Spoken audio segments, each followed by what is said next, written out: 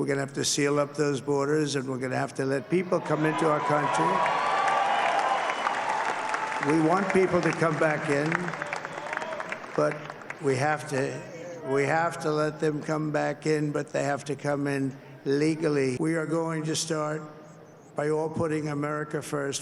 Oras na opisyal ng maluklok sa pwesto si Trump, tingin ng ilang analyst, isa ito sa mga unang mararamdaman.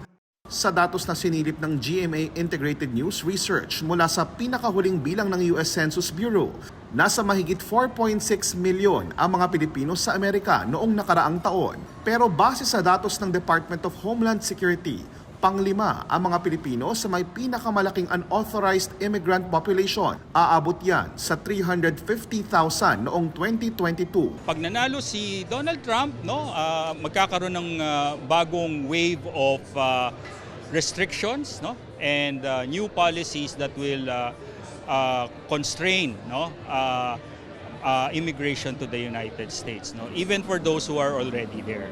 Isa rin sa mga sinisilip ngayon ay kung ano ang magiging epekto ng panibagong Trump presidency sa ugnayan ng Pilipinas at Amerika, lalo na sa gitna ng tensyon sa pagitan ng Pilipinas at China dahil sa sitwasyon sa West Philippine Sea. Pagtitiyak ni US Ambassador Mary Kay Carlson.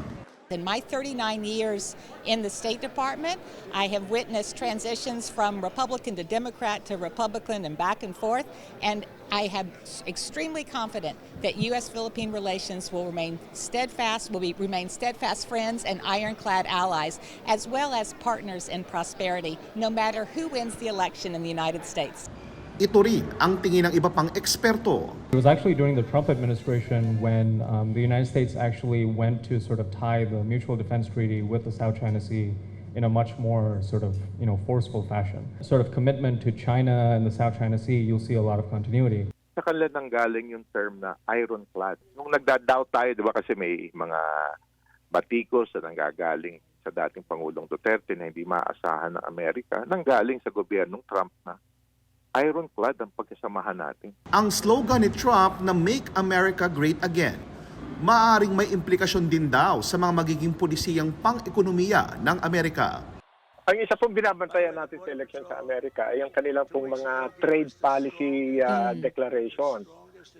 Pangunahin na po dito si Trump, na nagbigay na po ng deklarasyon na papatawan niya ng matataas na buwis ang mga ini-import ng Amerika papunta sa kanilang bansa. At ito ay kaugnay po ng kanyang pangako na make America great again by bringing jobs back to America. Kung ano ang implikasyon ng panibagong Trump administration sa bansa, malalaman na lang sa mga susunod na araw.